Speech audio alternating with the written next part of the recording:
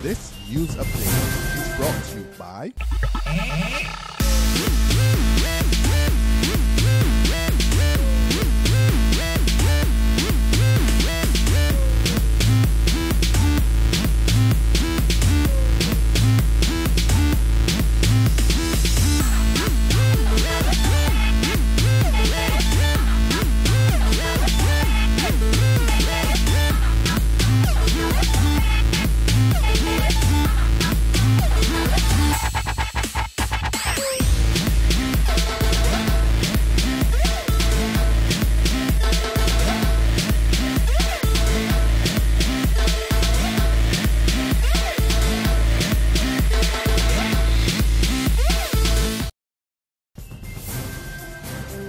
This is the noon Barbados Today update for August 29th, 2014, the Friday edition. A warm welcome to you. I'm Dawn Paris. Good afternoon. A bank robber is now in police custody after his escape was foiled just before 11 this morning. Up to news time, lawmen were still on the scene at the RBC Royal Bank on University Hill, where the masked, sword-wielding man had carried out the robbery. He got out of the bank with an undisclosed amount of money, but two men who were approaching the bank as he was fleeing realized what was happening and pursued the culprit to Bats Rock nearby. One of them spoke to Barbados Today about what took place. I was outside right here signing up on my car, and I saw the guy going in with a mask, so I told my partner, man, I'm going in the bank, right?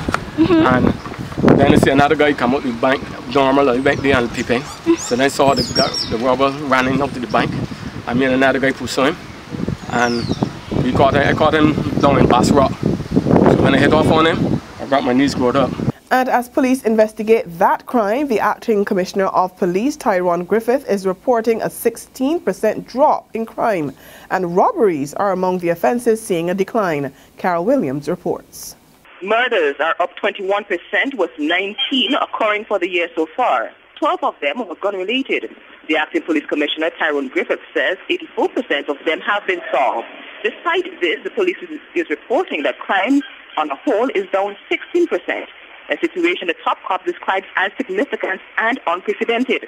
He told a press conference this morning that robberies are down 38%, theft from the person 44%, and burglaries 26%. Reporting from police headquarters in Roebuck Street, Carol Williams for Barbados Today. Come clean. Former Prime Minister Owen Arthur wants the government to give account of its earnings to date from the municipal solid waste tax. And he's also calling on the opposition Barbados Labour Party to report on its efforts to get the government to repeal the controversial tax. At the same time, Arthur is maintaining that he believes the levy is here to stay. I know for sure that the government is not repealing it. I wonder how many people have paid it. I don't know if the Labour Party would like to compare how many people attended their march relative to how many people have paid the tax, because that might be the test as to which course of action people found more acceptable. But quite frankly, again, no lose sight of the bigger issue. I strongly believe that the country needs to pay for its environmental solutions. And that's why in 1995 I introduced the environmental levy. In other news, concern that many Barbadian women are living with a silent killer. Gynaecologist Dr Vikash Chatrani says a lot of them have cervical fibroids that could develop into something more serious.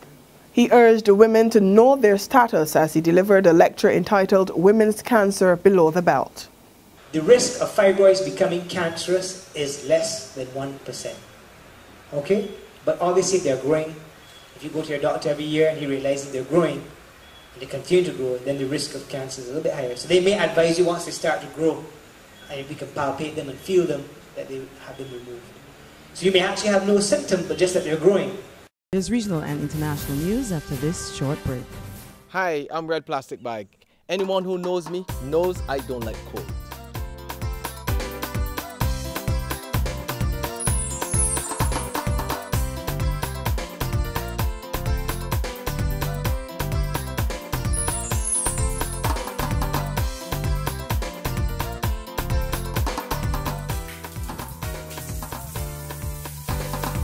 Sunshine reigns in my country. I love it. Catch the sun power.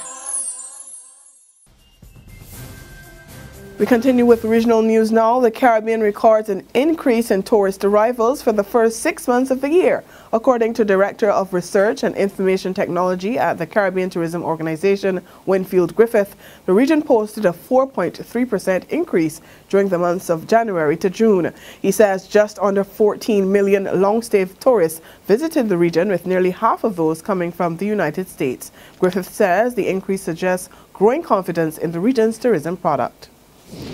On the international scene, 6,000 employees of Malaysia Airlines are now on the red line following the loss of 2 of its planes. According to airline officials, the move is part of a major overhaul following losses of over $97 million for the year.